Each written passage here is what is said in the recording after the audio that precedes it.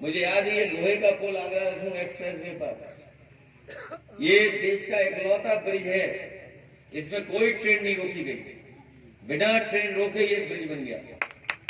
पत्रकार साथियों, ये नोट कर लो बात, क्योंकि आपकी बात लखनऊ तक जाएगी। वो पेंडुलम वाले आए थे ना मुख्यमंत्री, अभी हम जान ही नहीं पाए पेंडुलम क्या है। आप लोग जानते हैं पेंडुलम क्या है?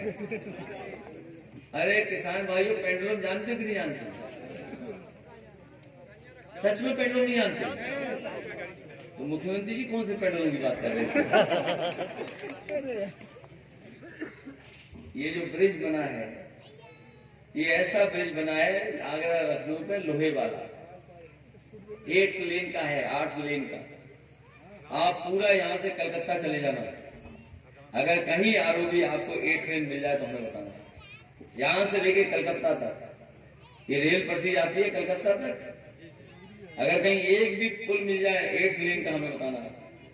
और गंगा पर 8 लेन का पुल बन जाए तो बता देना हम कहां बना हुआ है। ये दोनों किसी ने बनाए तो समाजवादी सरकार ने बनाए, 8 लेन के ब्रिज बना दिए। और ये जो ब्रिज बना है नेताजी की वजह से 9 महीने में बन करके तैयार हो गया और एक भी ट्रेन नहीं रोकी गई। इस पर न जाने कितनी राजधानी निकलती है, न जाने कितनी शताब्दी निकलती है, न जाने कितनी उससे मालगाड़ियां निकलती हैं। और पटरी के बगल में जो पटरी बन रही है वो भी किसी की देन नहीं है, ये भी समाजवादियों की देन है जिसकी वजह से पटरी बन रही। और हमारे मुख्यमंत्री आए करहेल में कह गए पेंडुलम है कोई। अच्छा, पेंडुलम से क्या लेने देना इस चुनाव में? हमारे मुख्यमंत्री कोई फिजिक्स के स्टूडेंट है क्या? अरे भाई, कोई फिजिक्स का स्टूडेंट होगा यहाँ पे? फिजिक्स नहीं पढ़ा किसी ने? पढ़ा सबने। एक दो लड़के दिखाई दे रहे हैं। फिजिक्स पढ़ी तुमने? हाँ बेटा, तू जानता होगा क्या है पेंडुलम। हमारे मुख्यमंत्री कह रहे पेंडुलम है, और ऐसे खेल की बात करके गए तो कोई मुख्यमंत्री खुद ही नहीं खेलना जानते। नहीं, वो पहनावा खेल का नहीं है, वो वाला पहनावा। फुटबॉल में तो कुछ और पहन के खेलना पड़ता है। तो बताओ मुख्यमंत्री जी हमारे चाचा को ये कह के गए कि पेंडुलम की तरह है और फुटबॉल की तरह इधर उधर है। वो जानते नहीं हैं कि हमारे चाचा ऐसा झूला झुलाएंगे हमें। सबसे अच्छा उदाहरण पेंडुलम का, अगर कोई पेंडुलम न जाने तो वो झूला ही है। और आपको पता होगा गांव देहात के लोगों को कभी कभी नए बच्चों को झूले पे बैठा लेता है पुराना आदमी, जब झुलाता है तो कैसे बच्चा रोता है। तो नेताजी तो थे ही पुराने राजनीति में, लेकिन चाचा भी हमारे राजनीति में पुराने खिलाड़ी हैं, ये मान लो। ऐसा झूला झुलाएंगे कि उन्हें समझ में नहीं आएगा। अब बताओ खिसियाने वाला क्या करता है? गुस्सा किसको आती है? जो हारता है। जो हारता है या खिसिया जाता है? कहीं नहीं आए मुख्यमंत्री जी, कहे लाए बताइए। और वो भी जबरदस्ती लिया कॉलेज कार्यक्रम हमारा कैंसिल करके कार्यक्रम किया, जानते होंगे मुख्यमंत्री ने। कार्यक्रम हमारा था और हमारा ये बैठे थे सामने, कार्यक्रम कैंसिल किया हमारा, बताइए। बोला करहेल जरूर जाना है। अरे भाई, करहेल क्यों जाना है आपको? उन्हें पता है करहेल के बारे में कि करहेल में रिजल्ट क्या आने वाला है। ये बताओ, साजिश करके हमारे खिलाफ किसी को लड़ाया था कि नहीं लड़ाया था? और ऐसा साजिश करते रहे, मनाते रहे, पटाते रहे रात भर। जो प्रत्याशी थे पिछली बार हमारे साथ जो लड़े थे, हमारे खिलाफ जो लड़े थे, बहुत मनाया उन्हें रात भर। बड़े बड़े जो है लोग उन्होंने मनाया कि आप जाओ लड़ो जा करके, और ये भी सिखाया जब लड़ोगे जाके तो क्या क्या बोलना है आपको। अगर आप यादवों के खिलाफ नहीं बोलोगे तो वोट नहीं मिलेगा।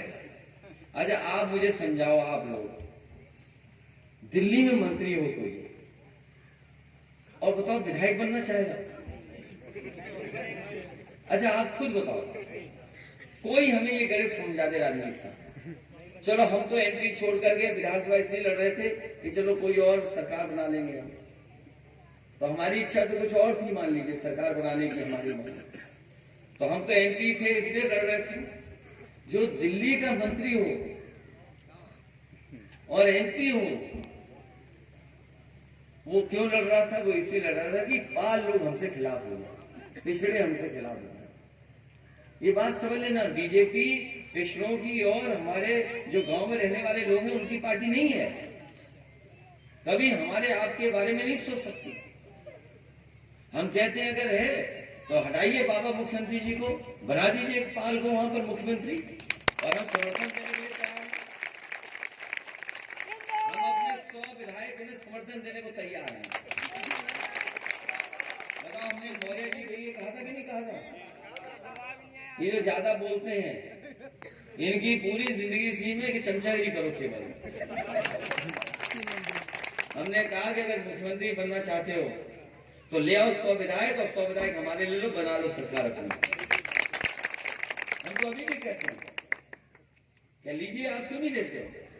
सवाल वो नहीं है, सवाल ये है कि पिछड़ों की ताकत एक जगह ना हो जाए। सवाल ये है कि कल को एक सब हो गए तो ये नौकरी मांगे, रोजगार मांगेंगे, और बाबा साहब के दिया हुआ जो हमारा संविधान है उसके तहत अधिकार मांगेंगे। ये हमें आपको अधिकार नहीं देना चाहते हैं, इसलिए हमें और आपको लड़ाना चाहते हैं। ये हमारे पढ़े लिखे लोग अच्छी तरह समझते होंगे बात को। ये जो पढ़े लिखे हैं लोग हैं, बताओ जब सरकारी नौकरियां खत्म हो जाएंगी तो हमें आपको नौकरी कौन देगा? ये बड़ी बड़ी व्यवस्था जो है वो सब बेच दी जाएंगी, तो बताओ रोजगार कौन देगा हमें? संविधान से अधिकार केवल हमें सरकारी नौकरियों में मिला है। जब सरकारी चीजें बिक जाएंगी तो हमें आपको कौन नौकरी देने वाला? आप देखिए, जब से सरकार में आए हैं हवाई जहाज बेच दिए, हवाई जहाज जहां खड़े होते वो हवाई अड्डे बेच दिए, रेलवे की जो ट्रेन थी ट्रेनें बेच दी, ट्रेन की जहां खड़ी होती है चढ़ते उड़ते हैं उसमें हम वो रेलगाड़ी का जो स्टेशन है वो बेच दिए। अब इन्हें आपत्ति इसमें है कि स्टेशन में डिम्पल यादव के लिए किसने वोट मांग लिया?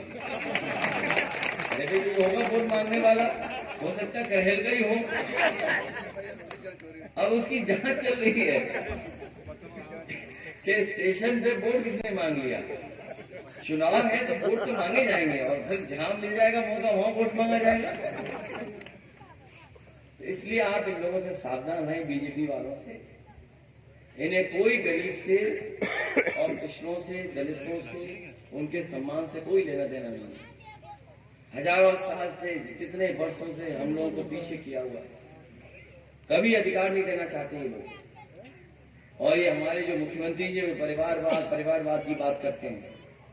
अगर इनके मामा का वो स्थान ना होता तो ये भी उत्तराखंड से आकर के मुख्यमंत्री उत्तर प्रदेश के नहीं बन सकते। इन्हें काम करना चाहिए। जनता ने इन्हें मौका दिया दोबारा सरकार बना करके, लेकिन ये काम नहीं करना चाहते, केवल जनता में नफरत फैलाना चाहते हैं। इतनी नफरत फैल जाए कि एक दूसरे को कोई देख न सके। इसलिए आज जब हम लोग वोट मांगने आए हैं तो नेताजी को याद करके, और नेताजी की जो राजनीति थी जोड़ करके चलने की, भाईचारे की और सौहार्द की राजनीति, उसके लिए हमारी मदद करने का काम किया। आपके अकाउंट में पैसा भेज देते हैं, सोचते हैं सब भरपाई हो गई, लेकिन सही मायने में कोई पढ़ा लिखा नौजवान घर बैठ के, गांव बैठ करके हिसाब लगाना, महंगाई से आपसे पैसा वसूल लिया और इसलिए महंगाई कर रहे हैं जिससे गरीबों में खुशहाली ना आ सके। याद रखना, जब महंगाई बढ़ेगी खुशहाली कभी नहीं आ सकती। इसलिए जानबूझ करके इन्होंने साजिश कर करके एक तरफ तो 2000 रुपए दिए और धीरे धीरे इतनी महंगाई कर दी कि आप खुशहाली के रास्ते पे नहीं जा सकते। इसलिए मैं आप सबसे निवेदन करने आया हूं, ये चुनाव नेताजी का चुनाव है, कोई सरकार बनने या बिगड़ने का नहीं है। नेताजी को याद करके और उनके काम को याद करके आप लोग एक एक वोट साइकिल के चिन्ह पर डालने का काम करना, डिम्पल को ऐतिहासिक वोटों से जिताने का काम करना। मैं आपको भरोसा दिलाता हूँ कि पाल समाज को हमने हमेशा सम्मान दिया है, उन्हें जोड़ के रखेंगे। और हम और आप लोग तो, हालांकि पुराने हमारे तमाम नेताओं ने कहा होगा कि हमारा आपका रिश्ता तो जानवर वाला है, बड़ा और छोटा वाला है, तो इसलिए हम आपका हमेशा सम्मान करेंगे। अगर किसी से कहीं कोई गलती हुई होगी तो हम लोग इसमें सुधारने का काम करेंगे। आप सब लोग मिलकर के समाजवादी पार्टी की मदद करना और हम लोग लगातार आपकी मदद करेंगे, क्षेत्र का विकास करेंगे। अगर कहीं कोई ऐसी बात आएगी जहां आपको न्याय दिलाना होगा, हम आपको न्याय दिला करके आपका सम्मान करने का काम करेंगे। आप सबका जितनी बड़ी संख्या में आए आदरणीय बुजुर्गों का और विशेषकर अपनी माताओं बहनों का मैं बहुत बहुत धन्यवाद देता हूं, आभार प्रकट करता हूं इस उम्मीद से कि आप सब लोग साइकिल चुनाव चिन्ह पर और नेताजी का सम्मान बढ़ा करके ऐतिहासिक जीत दिलाने का काम करेंगे। आपको बहुत बहुत धन्यवाद।